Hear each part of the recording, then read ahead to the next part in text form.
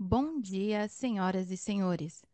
Sejam bem-vindos à videoconferência da Dexco para a discussão dos resultados referentes ao terceiro trimestre de 2024. Esta videoconferência está sendo gravada e a gravação poderá ser acessada no site da companhia, ri.dex.com.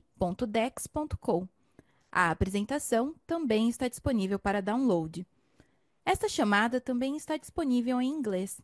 Para acessar, você pode pressionar o ícone do globo no canto inferior direito da tela do Zoom e depois optar por entrar na sala em inglês. Depois disso, selecione silenciar áudio original. Informamos que todos os participantes estarão apenas assistindo a videoconferência durante a apresentação e, em seguida, iniciaremos a sessão de perguntas e respostas quando mais instruções serão fornecidas. Antes de prosseguir, aproveito para reforçar que as declarações prospectivas têm como base as crenças e suposições da administração da Dexco e as informações atuais disponíveis para a companhia. Essas declarações podem envolver riscos e incertezas, tendo em vista que dizem respeito a eventos futuros e, portanto, dependem de circunstâncias que podem ou não ocorrer. Investidores, analistas e jornalistas devem levar em conta que eventos relacionados ao ambiente macroeconômico, aos setores de atuação e a outros fatores podem fazer com que os resultados sejam materialmente diferentes daqueles expressados nas respectivas declarações prospectivas. Estão presentes nessa videoconferência a diretoria executiva da Dexco e o time de relações com investidores. Gostaria agora de passar a palavra ao Francisco Semeraro, CFO da companhia, que dará início à apresentação. Por favor, Francisco, pode prosseguir. Olá a todos, bem-vindos e obrigado por acompanharem mais uma divulgação trimestral de resultados da Dexco.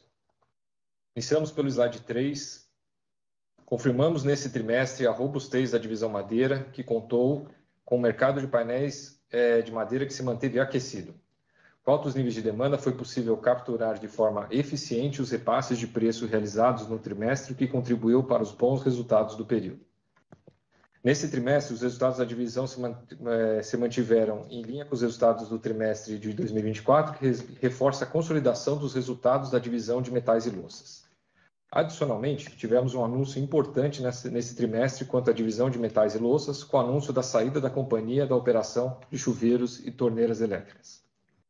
O setor de revestimentos começa a dar sinais de recuperação depois de um período de quedas consecutivas, porém uma velocidade mais lenta para o segmento de via úmida, que é onde a Dexco atua.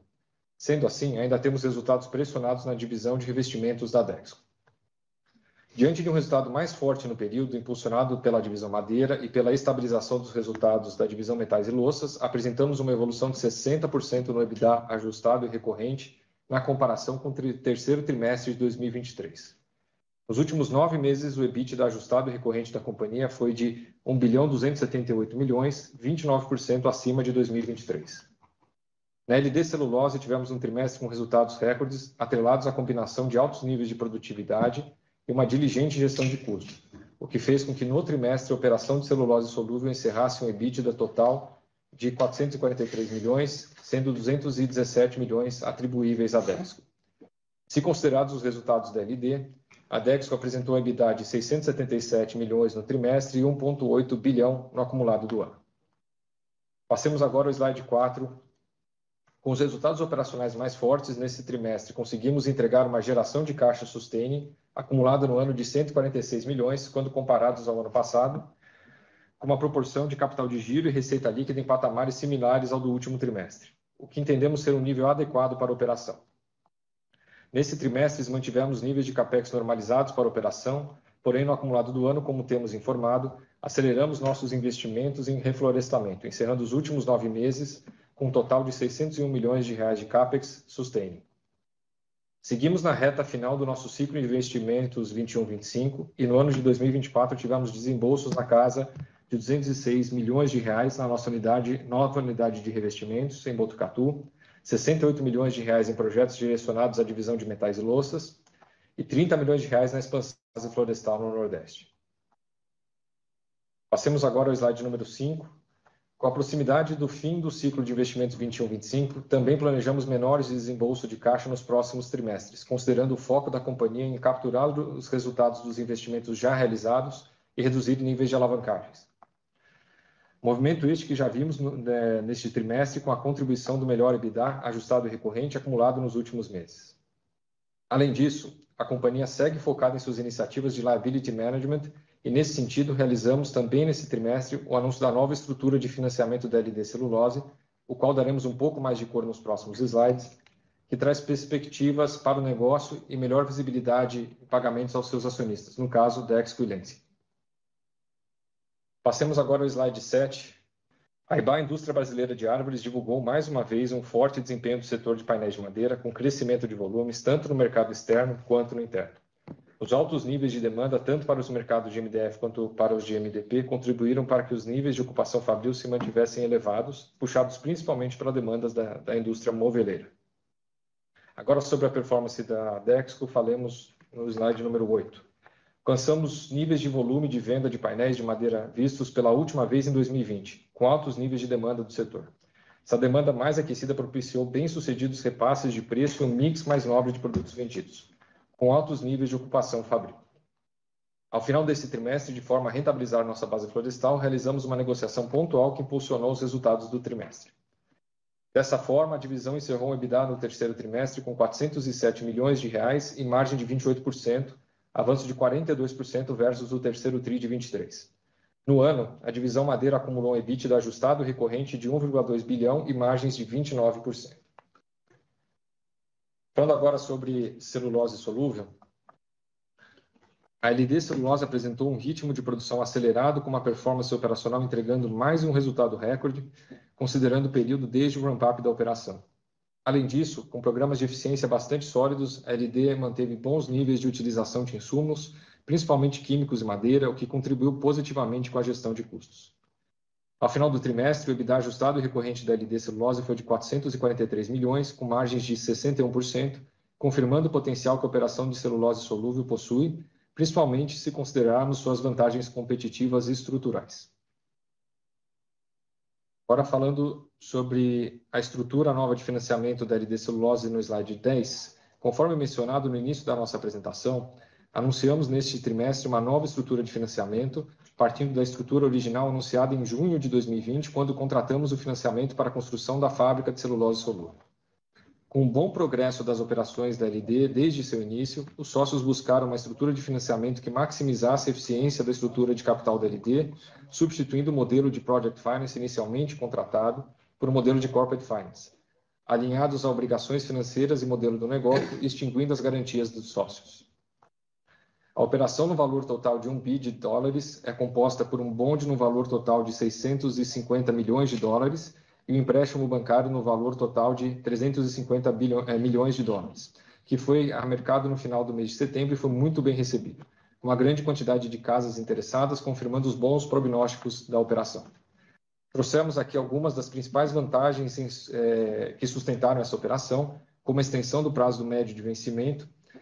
E, por fim, para a Dexco, o importante desdobramento dessa operação é o início de um fluxo de pagamentos de dividendos aos sócios, agora previsto para o ano de 2026. Passemos agora ao slide número 12, para falar sobre o mercado de acabamentos. O mercado de acabamentos apresentou neste trimestre mais um sinal de melhoria, com avanço nos resultados tanto nos produtos básicos quanto nos acabados, tendo este último apresentado um crescimento médio de 8% em relação ao mesmo período do ano passado. Com resultados mais positivos, a associação confirmou sua perspectiva para o setor, projetando um aumento de 5% para o ano de 2024. Aqui cabe destacar que esses indicadores são bastante amplos, incluindo muitas outras categorias, além do que a Dexco comercializa, porém entendemos ser um termômetro eficaz para o setor em que atuamos. Agora sobre a performance da Dexco no slide 13. Neste trimestre, a divisão de metais e louças apresentou uma grande evolução quando comparado ao mesmo período do ano passado, mas também bons resultados referentes ao segundo TRI de 24, consolidando seus resultados. Esta evolução foi sustentada principalmente pelo segmento de metais, que teve nível de demanda e ocupação fabril mais forte e, consequentemente, um mix mais premium de produtos vendidos com boa eficiência operacional. Fechamos o trimestre com EBITDA ajustado e recorrente de R$ 52 milhões e de R$ 102 milhões no acumulado do ano. Um importante resultado para a divisão. Ainda, na divisão de metais e louças, é relevante que a gente lembre que a companhia fez também no trimestre um anúncio a respeito da saída do segmento de chuveiros e torneiras elétricas, e essa decisão faz parte das contínuas avaliações estratégicas que a Dexco faz de seu portfólio, priorizando segmentos de atuação que apresentem maiores sinergias em seus canais de venda e posicionamento de mercado. Com relação a resultados, é importante destacar que, usualmente, o segundo trimestre do ano era o que detinha os melhores resultados de volume para segmentos de chuveiros e torneiras elétricas, considerando a sazonalidade do negócio, sendo, então, com efeito positivo na divisão. Porém, o negócio de chuveiros e torneiras elétricas representava menos de 10% da receita líquida da divisão, confirmando que, mesmo contribuindo com bons níveis de volume, os produtos que detinham menor valor agregado acabavam por contribuir de forma pouco significativa nos resultados gerais. Passemos agora ao slide sobre mercado de revestimentos, que apresentou uma estabilização nesse trimestre, porém com o segmento de via úmida ainda bastante pressionado. Além disso, os níveis de estocagem do setor que estão em movimento de alta acabam por pressionar os níveis de capacidade instalada, que seguem patamares subótimos e uma perspectiva de retomada do setor. Sobre nossa performance agora no slide 15, tivemos uma melhora significativa nos níveis de volume nesse trimestre, justificados pelas ações comerciais e de preço que buscam market share em um mercado mais apertado. A melhora nos volumes refletiu nos níveis de ocupação de fábrica e, por conseguinte, com uma melhora de diluição de custos fixos da divisão. O ambiente de mercado que segue competitivo e uma postura ativa em relação à composição de preço e mix dos produtos por parte da companhia acabaram por impactar o EBITDA ajustado recorrente da divisão, que encerrou o trimestre próximo de zero. No ano, o resultado do EBITDA ajustado recorrente é de 10,5 milhões. Passamos agora ao slide número 17 para falar sobre as perspectivas. Estamos nos aproximando ao final do ano de 2024 e apresentamos aqui algumas de nossas perspectivas para os próximos períodos. Na divisão madeira, temos um cenário que se desenha positivo para o mercado de painéis de madeira e com menor disponibilidade para negócios florestais da Dexco por consequência. Entendemos que a demanda por painéis de madeira está em níveis saudáveis e que temos conseguido executar ações assegurando a rentabilidade de nossas operações. Nesse sentido, reforçamos que a realização de negócios florestais é a opcionalidade que a companhia tem de rentabilizar seus ativos diante de níveis de ocupações de fábrica que estejam operando em capacidade considerada suficiente, sem que isso impacte as operações da companhia e sua autossuficiência. Outro ponto importante é que a Dexco costuma realizar ao final do ano férias coletivas a seus funcionários e, com isso, existem paradas programadas de manutenção. Para a divisão de acabamentos, olhando de forma macroeconômica, tivemos no terceiro trimestre e ontem também um aumento da taxa de juros e regras de financiamento que podem impactar os resultados. E quanto a isso, nos mantemos bastante atentos. Como mencionado durante a apresentação, estamos nos aproximando do fim do ciclo de investimentos anunciado em 2021 e com isso já prevemos o início das operações da nossa nova fábrica de revestimentos cerâmicos em Botucatu, São Paulo. Esse projeto, que corresponde à maior parcela do pacote de investimentos previstos, está em fase de testes e terá seu ramp-up acontecendo durante todo o primeiro semestre de 2025. Por fim, é importante destacar que a Dexco segue focada em otimizar suas operações e os projetos que foram definidos em 2021 dentro do ciclo de investimentos, de forma que a companhia tenha o horizonte de rentabilizar esses investimentos e, consequentemente, reduzir a alavancagem. Próximo slide, gostaríamos de aproveitar esta reunião também para tratar de um tema muito relevante para a governança corporativa da companhia, que é o recente anúncio da sucessão do diretor-presidente da Dexco. Antônio Joaquim, depois de 12 anos à frente da companhia, atingirá seu limite de idade para um diretor estatutário e, diante deste fato, o Conselho de Administração conduziu ao longo do último ano um processo bastante estruturado para eleger aquele que ocupará este posto a partir da Assembleia Geral Ordinária de 2025. O anúncio foi realizado no último dia 23 de outubro, quando Raul Guaranha, atual vice-presidente de metais, louças e revestimentos, foi escolhido para a posição. Raul está na companhia há 3 anos e teve a oportunidade de estar à frente dos 2 grandes negócios da companhia, detendo uma sólida experiência profissional alinhada aos desafios que a Dexco almeja. Antônio e Raul irão, até abril de 2025, trabalhar conjuntamente em um processo de transição, coliderando as principais frentes de trabalho de forma que os projetos em andamento sejam mantidos e os resultados esperados atingidos. Aproveitamos também para convidar os investidores, analistas e o público em geral a participar do Dexco Day 2024, que acontecerá no dia 9 de dezembro. No evento deste ano, discutiremos o legado que Antônio deixa na companhia após 38 anos de casa e perspectivas e visão do Raul Guaranha para a Dexco. O evento acontecerá de forma híbrida e convidamos a todos para que acompanhem os nossos canais de comunicação para mais informações. Agradecemos novamente a participação de todos aqui e encerro a apresentação para abrirmos para perguntas. Iniciaremos agora a sessão de perguntas e respostas para investidores e analistas. Caso deseje fazer alguma pergunta, por favor, clique em levantar a mão. Se a sua pergunta for respondida, você pode sair da fila clicando sobre abaixar a mão. A nossa primeira pergunta vem do Sr. Márcio Farid, do Goldman Sachs. Por favor, pode prosseguir.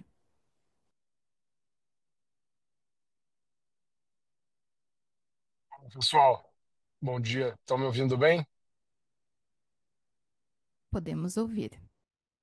Ok, obrigado. Obrigado pela oportunidade. Bom, primeiramente eu gostaria de dar os parabéns aí pelo Antônio nessas quase 4 décadas de casa e desejar sucesso ao Raul aí e nessa próxima caminhada. Passando para as perguntas, obviamente madeira tem chamado a atenção, tem alguns bons trimestres já, né? Mas não deixa de nos surpreender para cima. Eu acho que vocês falaram que os níveis de demanda que a gente está vendo agora é parecido com o que a gente viu na pandemia lá em 2020, 2021, né? Mas naquela época, depois a gente aprendeu que parte tinha sido antecipada, né? Que foi um momento um pouco único que parte da demanda tinha sido antecipada. Então, a minha dúvida aqui, num cenário de, obviamente a gente está vendo juros muito elevados, mas os lançamentos parecem estar chegando a níveis historicamente altos de novo, né?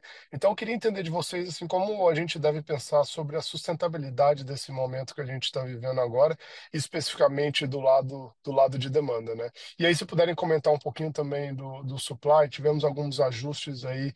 é, eu diria que talvez a Arauco, né, que mudou um pouquinho a composição de disponibilidade de matéria-prima deles, mas para tentar entender de vocês aí como que é, é a leitura dessa dinâmica de oferta e demanda, mas principalmente focando na demanda, para a gente tentar entender esses patamares que a gente está vendo agora e quão sustentável é.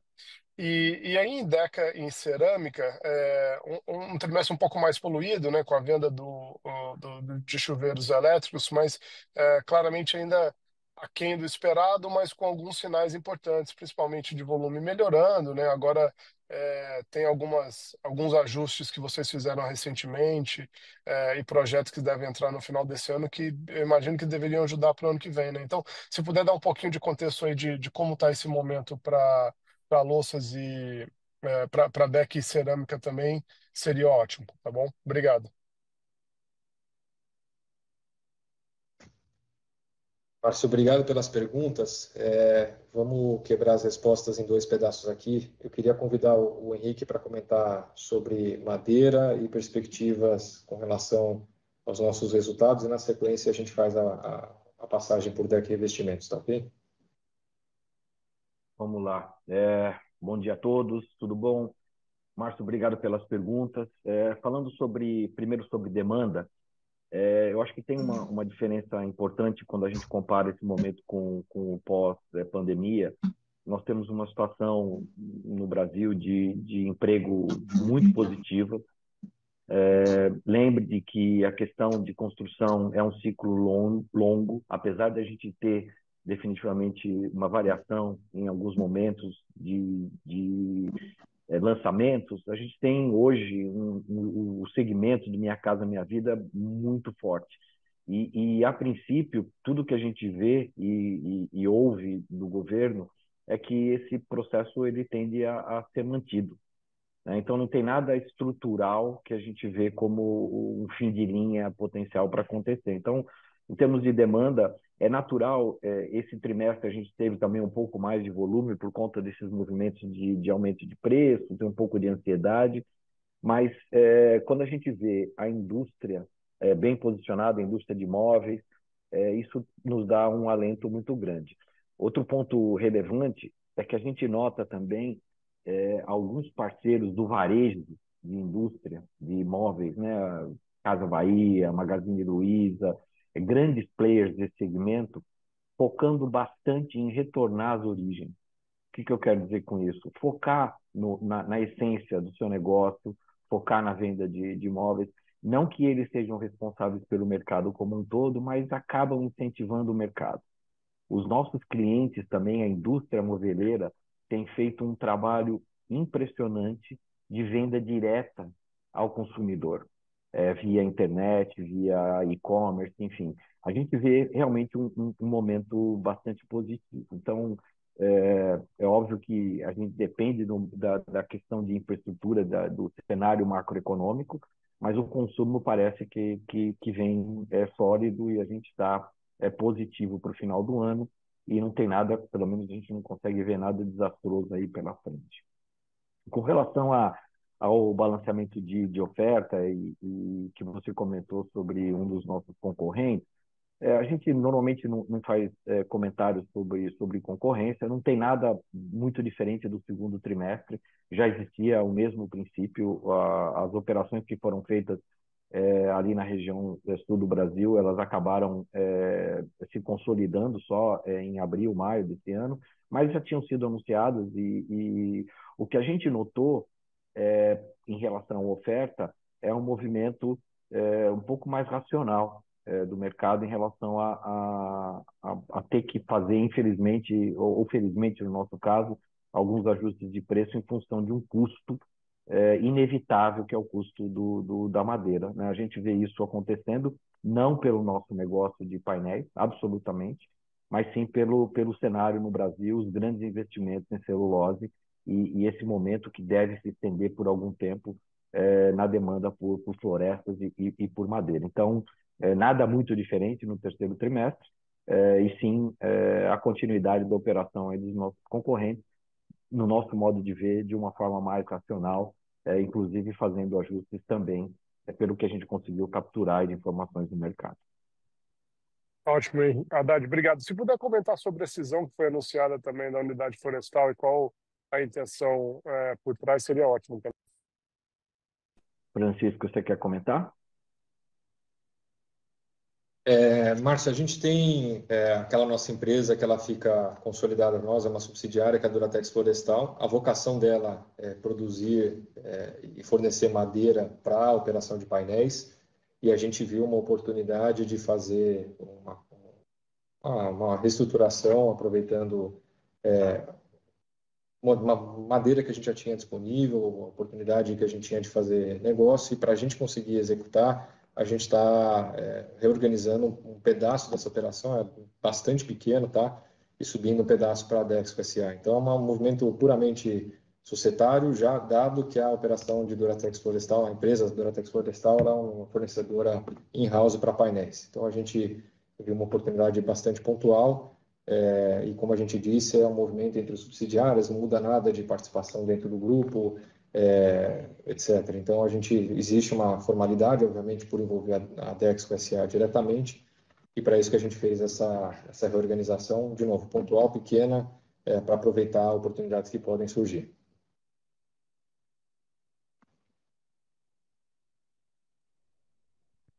Bom, obrigado, Farid, aí pela pergunta.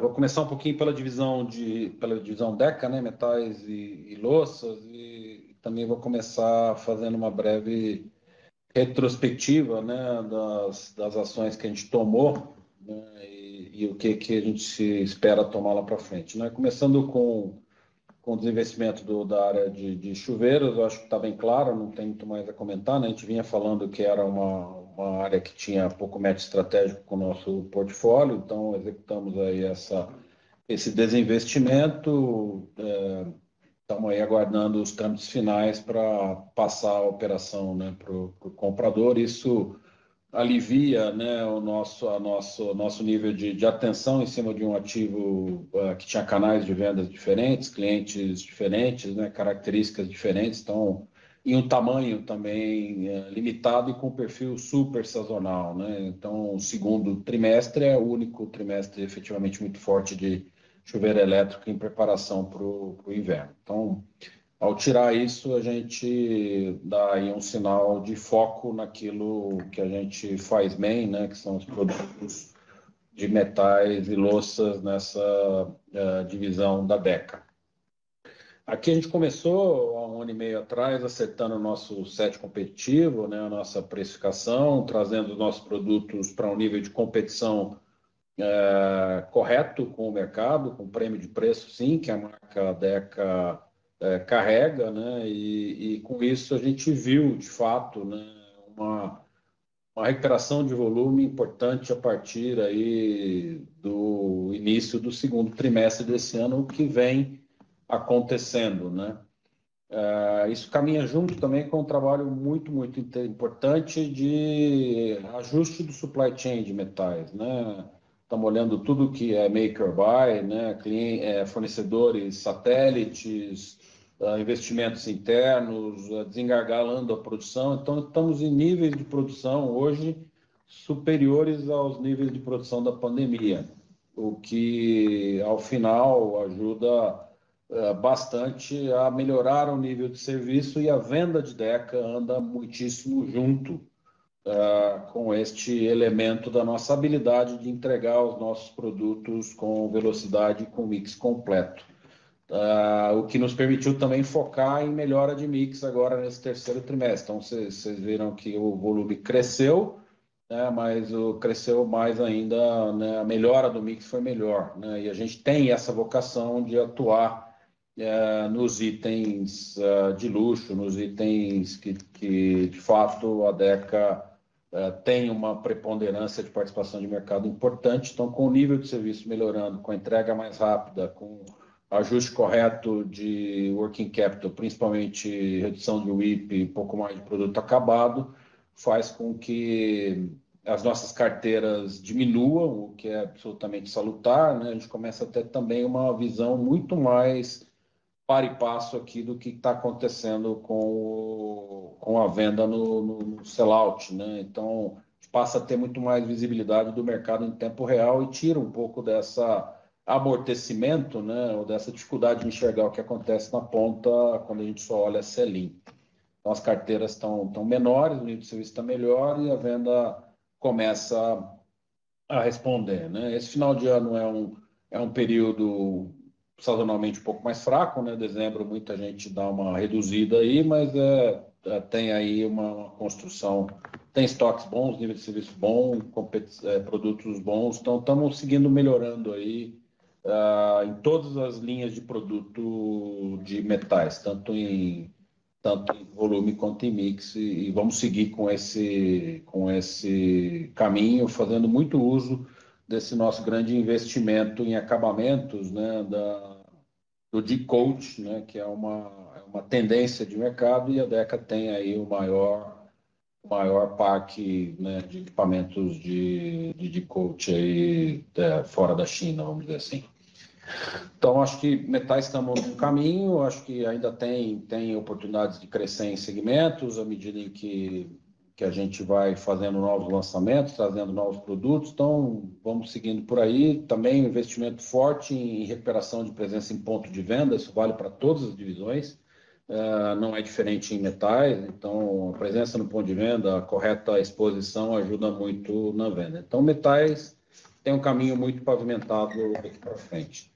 Louça, vocês se lembram bem, a gente passou por um processo de melhora interna das nossas fábricas, tinha também um pedaço do investimento relevante, né, que era não só automação em Jundiaí, como também restabelecimento da qualidade dos ativos, né, da segurança operacional dos ativos. Isso está, a segunda perna está completamente concluída e a gente já vê as nossas unidades num nível de qualidade, algumas delas sem precedentes, né? Então, dá para esperar efetivamente uma melhora importante, né, de margem quando você faz produto com mais qualidade, tem menos retrabalho, menos perda de produto. Então, a gente está vendo isso fortemente em louças, que vem com uma demanda forte aí no terceiro trimestre, está sendo bastante impulsionado pelos programas de construtora, né?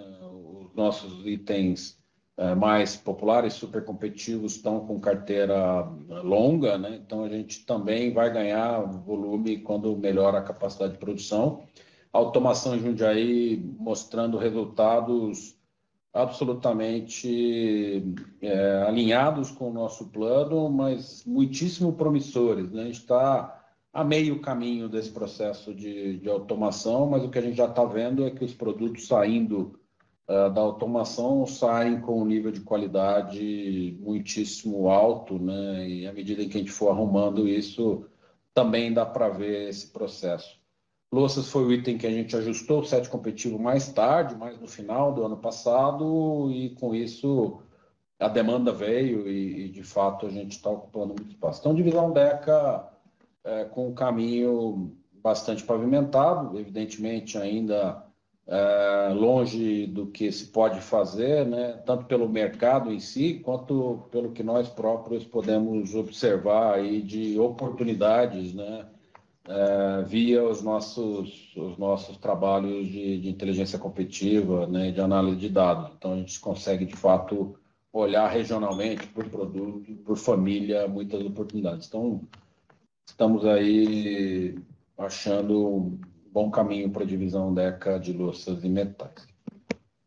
A divisão de revestimento cerâmico é a divisão onde a gente está vendo um processo de recuperação mais longo do que o que a gente esperava, né?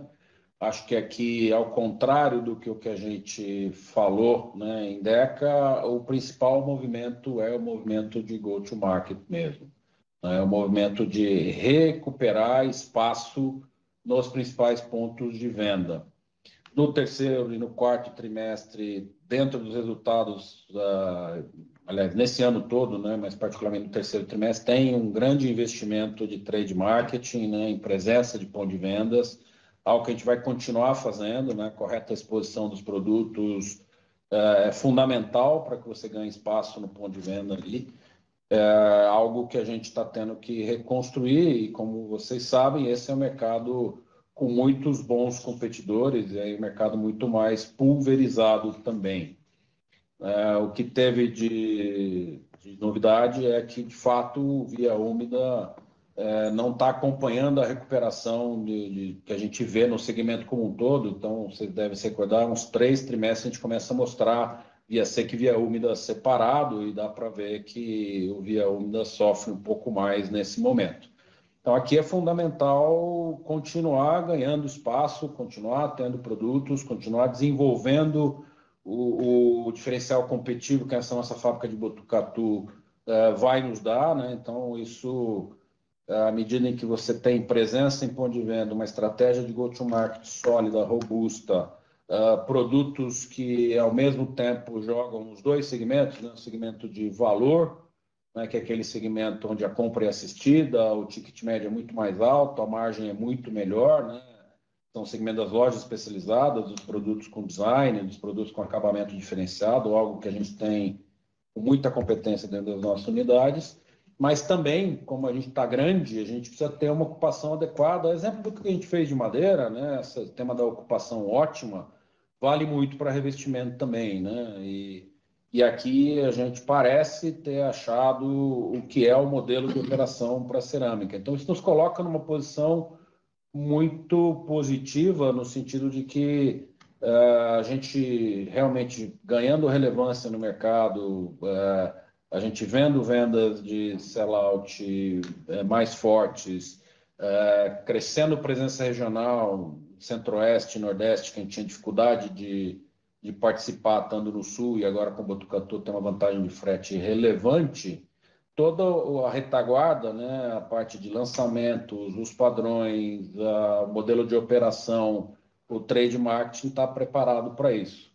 A gente ainda está vendo sinais bastante confusos de demanda, né? Então, efetivamente tem subidas e descidas, né, nos dados da Anfacer, então a gente ainda não viu a melhora que a gente espera que a gente veja, mas também isso é muito do efeito dos estoques dos nossos concorrentes, né? Você vê que o setor trabalha em produção ainda abaixo da ocupação, ótimo, mas acima do que está acontecendo no mercado. Então, ainda tem construção de estoque, tem efeito de ações de caixa de final de ano de muitos dos competidores fazendo vendas. Então, aqui, isso confunde, né, de uma certa forma, o cenário.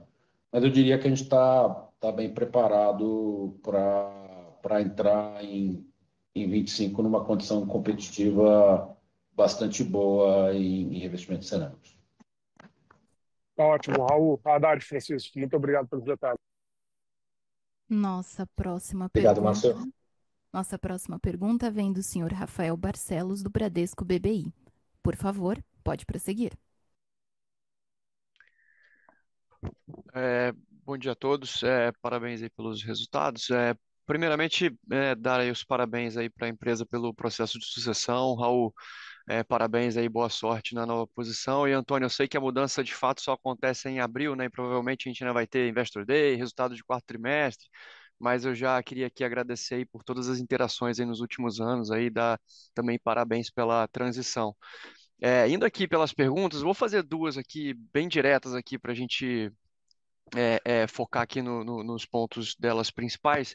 Primeiro, sobre a cisão, né, o fato relevante que vocês anunciaram aí ontem à noite, sobre a cisão aí dos ativos florestais. Então, eu entendo, né, que é um tema que ainda vai ser discutido, né, em Assembleia no fim do mês, mas se vocês pudessem aqui dar mais detalhes, né? Primeiro, a minha interpretação é que, né, a empresa provavelmente tem a intenção de vender um stake minoritário de parte desses ativos, né, de modo a ganhar flexibilidade e acelerar a desalavancagem, né? Então, entender aí um pouco do racional, se é esse, e além disso, obviamente, a magnitude, né? Se puder falar aqui quantos hectares, enfim, a magnitude desse negócio, para a gente entender o potencial aqui que tem de acelerar o processo de desalavancagem da empresa. E a segunda, na divisão de madeira, né, a gente tem visto, ou a gente viu, né, algumas iniciativas de preço aí interessantes no mercado, né? O preço realizado de vocês, inclusive, veio até um pouco mais forte aí do que a gente esperava. Então, talvez pegar um pouco mais de granularidade aqui, né? O quanto de fato foi aumento, quanto foi mix, e, sobretudo, o que fica aqui de carry-over para o quarto trimestre. Né? E até pegar um pouco aqui desse sentimento de vocês, se as iniciativas de aumento de preço, né, já se esgotaram ou se vocês ainda estão vendo alguma oportunidade no curto prazo. Tá? Obrigado. Rafael, obrigado pelas perguntas. Começando da tua primeira, só para dar um pouco mais de informação com relação à pergunta, inclusive, que o próprio Márcio já tinha feito antes.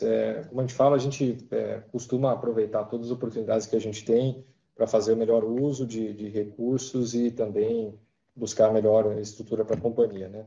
No caso específico da cisão, como eu comentei, é uma movimentação societária que a gente sempre opta por fazer sempre de processos mais transparentes e respeitando toda a governança da empresa, por óbvio, né? E a gente está falando de uma ordem de grandeza bastante restrita, tá? A gente está falando de cerca de 6, 7% do nosso ativo biológico, então uma quantidade pequena nesse momento e sem nenhuma intenção de fazer algo de ordem diferente para frente. É uma oportunidade que a gente está enxergando de fazer essa movimentação, especificamente para endereçar esse ponto, digamos, societário, e que ainda cabe todo o processo de discussão em assembleia e, obviamente, os desdobramentos que isso pode ter mais para frente, tá? Mas, de forma nenhuma, como a gente tem comentado, a gente fala de negócios que colocam em risco tanto o balanço das operações quanto o suprimento e autossuficiência da madeira para a Dexco, tá? Então, só para dar um pouquinho mais de cor na resposta inicial, e espero que enderece a tua pergunta. E eu queria passar agora ao Rick para complementar sobre a sua segunda pergunta, falando do ambiente de madeira e competitividade de preços. Tudo bom, Rafael? Obrigado aí pela pergunta. Você deve lembrar aí das nossas conversas sobre política comercial e os movimentos de preço. Já faz algum tempo que a gente não tem optado por fazer aumentos de A a Z, né? Aquele aumento igual para todos os produtos, para todos os segmentos. Então, assim, é difícil de precisar, né? O preço médio é o que reflete esse efeito, mas, de qualquer forma, a gente teve, sim, algumas linhas de produto com aumentos de 2 dígitos nos últimos 4 meses. Grande parte desse aumento já foi implementado, então, existe alguma coisa para o quarto trimestre que vem como carry-over, mas não é nada extremamente significativo, tá? A gente continua atento, mas nota que realmente existe um limite, né? A gente tem notado que existe limite para esses movimentos de preço, o que não quer dizer que para o início do ano, para meados do ano que vem, a gente já não tem a necessidade de fazer mais algum ajuste em função da escalada do custo, principalmente da questão de madeira, que a gente vem comentando e parece ser uma realidade no mercado. Não podemos esquecer nunca de que existe, sim, do outro lado, um consumidor com limitação de bolso para poder fazer efetivamente a compra dos nossos produtos. Então, existe um balanceamento. O que eu comentei e parece ser um movimento mais sólido, mais consistente, é de fato que parece que não é só a Dexco que tem essa questão de custo e o movimento de reposicionamento parece ser um pouco mais racional, como eu comentei no passado, em relação aos nossos concorrentes, o que mostra uma lógica confirmada de que existe, de fato, uma pressão de custo. A gente vê uma estabilidade, naturalmente esse final de ano é a sazonalidade boa, né? O mês de outubro, novembro, todo mundo aguardando aí no Black Friday para ver como é que vai se posicionar e ver o restock aí do varejo da indústria. Obrigado. Obrigado a todos. Nossa próxima pergunta vem do senhor Ricardo Monegaglia, do Safra. Por favor, pode prosseguir. Bom dia a todos. Obrigado pela oportunidade. Faço das palavras dos meus colegas as minhas. Parabéns, Antônio e Raul, e sucesso, né, nessa nova fase na transição. Tenho duas perguntas, né? Primeiro, em LD Celulose, né? Queria parabenizar pela nova estrutura de financiamento e em paralelo à performance operacional, tanto em volume quanto rentabilidade, né? Então, eu queria aprofundar um pouco no fluxo de dividendos daqui para frente, né? O que a gente pode esperar, né? Tanto em termos de concentração, né? A ideia é concentrar a distribuição em um pagamento por ano. De repente, quando que pode vir esse primeiro pagamento? Se em um primeiro momento a gente pode esperar a distribuição do dividendo mínimo, ou se vocês estudam alguns cenários que a distribuição poderia ser acima do nível mínimo regulatório. Essa é a minha primeira pergunta, né? A segunda é sobre portfólio, né? Portfólio e segmentos, né? Acho que é interessante a saída do business de chuveiros, parece ser uma decisão acertada e alinhada com o core da empresa, né? Então, eu queria ouvir aqui de vocês se vocês ainda enxergam outras oportunidades de reestruturação de portfólio e otimização do ROIC, e aí se vocês puderem discutir um pouco, né? Quais são, onde de repente vocês enxergam mais oportunidades para reestruturação de ativos. Obrigado pela oportunidade de novo.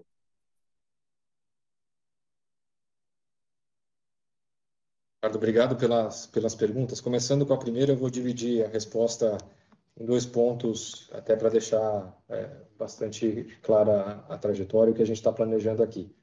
No caso específico da LD, que é o que tem de relevante aqui de mudança da política e da estratégia que a gente vinha adotando até então, quando a gente falava de uma estrutura que previa o Project Finance, ela, como vocês devem imaginar, ela tem uma série de amarras, uma série de restrições por conta do risco que todos desses investidores e os bancos, etc., correram desde que o projeto ele foi colocado em discussão até ele começar a operacionalizar, né? Então, tem uma série de restrições que foram colocadas.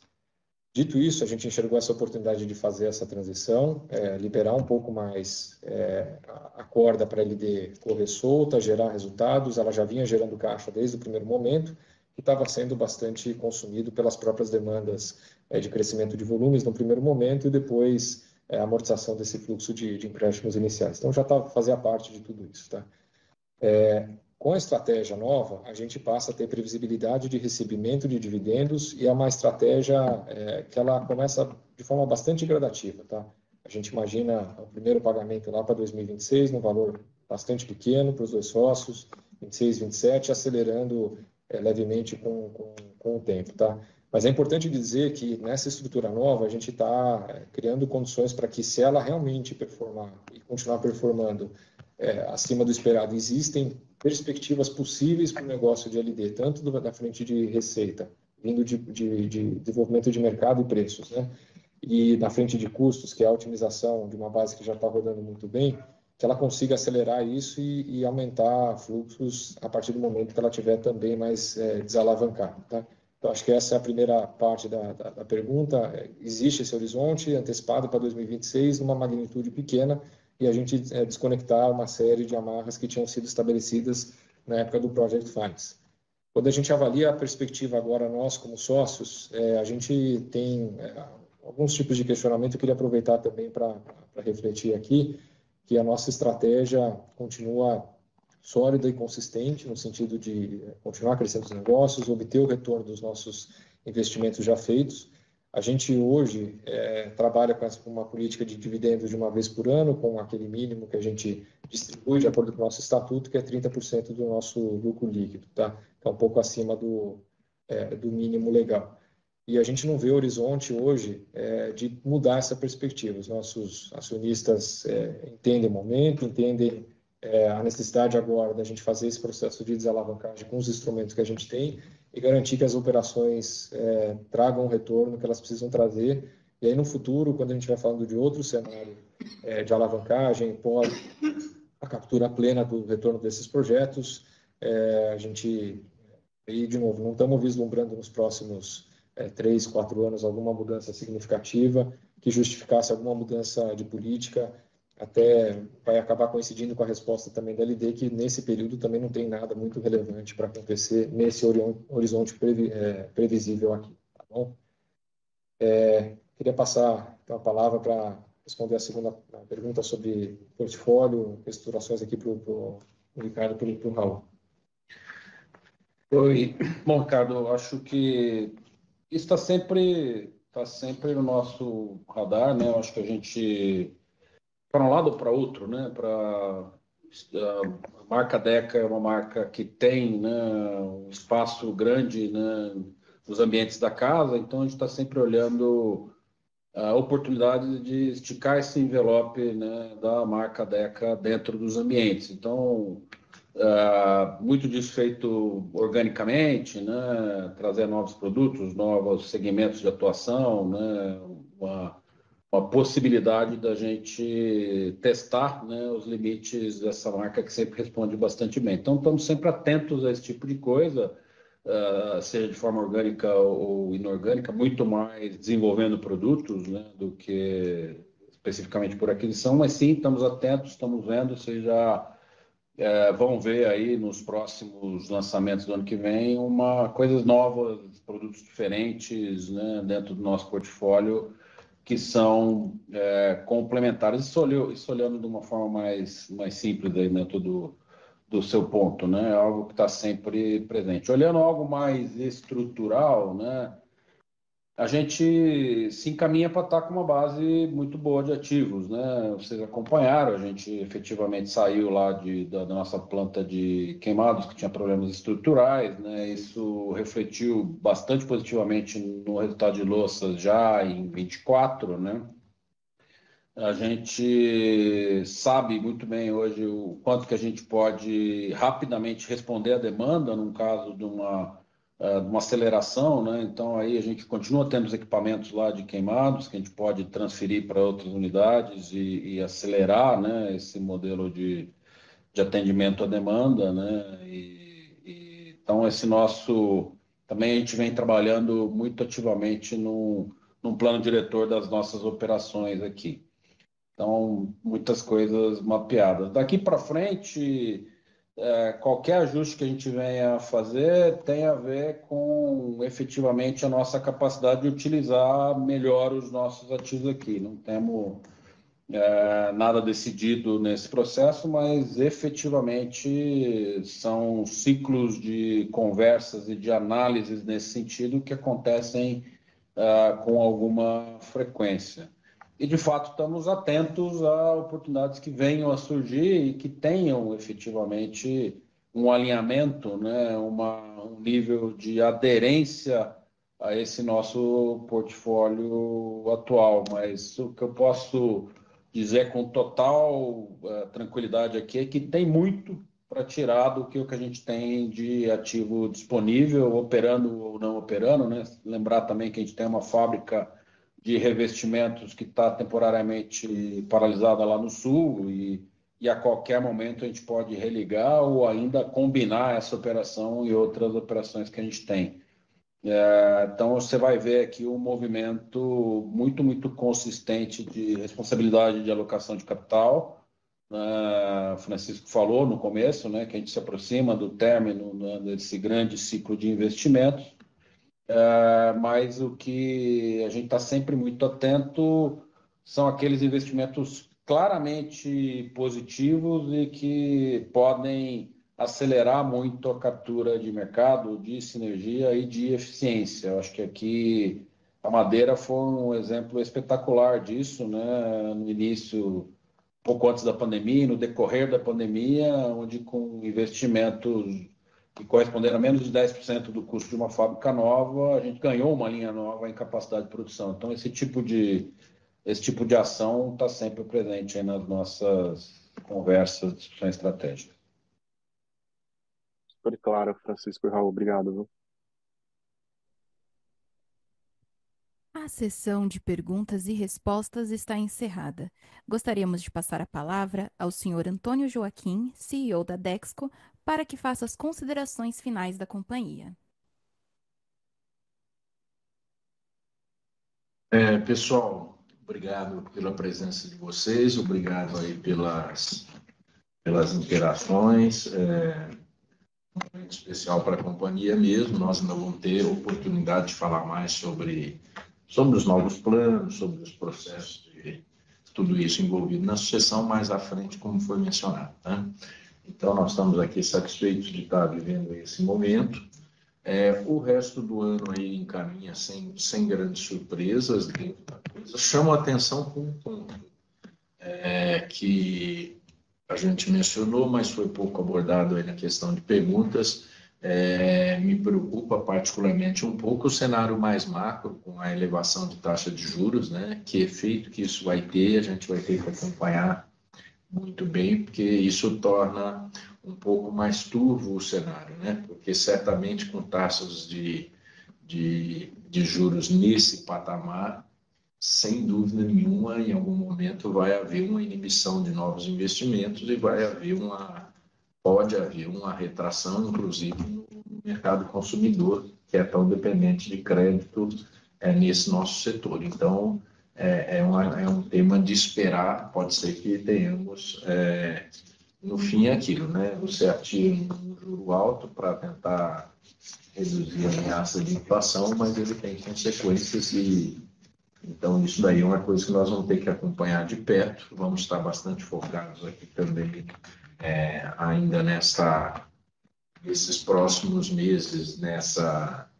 de adequação de portfólio. Estamos adequando custos, adequando as despesas, lembrando sempre focado que a nossa meta realmente agora é tentar capturar o máximo dos investimentos já feitos e tentar desalavancar, porque isso é uma coisa muito importante, né? Então, reforço muito aquilo que a gente deve esperar para os próximos anos, um período de busca de desalavancagem e de maior rentabilidade nas operações, tanto na via de custos e ocupações mais adequadas, quanto no top line, que é muito importante recuperar mercado. A gente vê principalmente em investimentos cerâmicos que continua sofrido e a gente espera melhorar mais à frente, tá ok? Então, obrigado a vocês, desejo um bom dia a todos e agradeço mais uma vez a presença aqui. A videoconferência da Dexco está encerrada. Agradecemos a participação de todos e tenham um bom dia.